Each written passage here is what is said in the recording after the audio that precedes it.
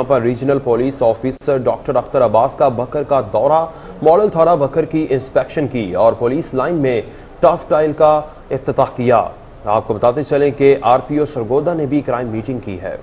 بکر regional police officer doctor Akhtar Abbas نے بکر کا دورہ کیا۔ ان کے ہمراہ D P O Khalid Masood Chaudhry, D S P Chaudhry Tanveer Amjad اور سی پی ایل سی کے چیئرمین شیخ محمد ایوب، اظہر شبیر راؤ، سید فصاحت نقوی کے ہمراہ پولیس لائن میں ٹف ٹائل کا افتتاح کیا گیا اور ماڈل تھانہ صدر بکر کی انسپیکشن کی اور فرنٹ ڈیسک کا وزٹ بھی کیا۔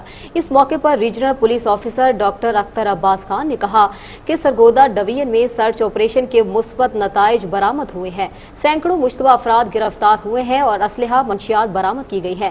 خطرناک اشتہاری ملزمان گرفتار ہوئے ہیں۔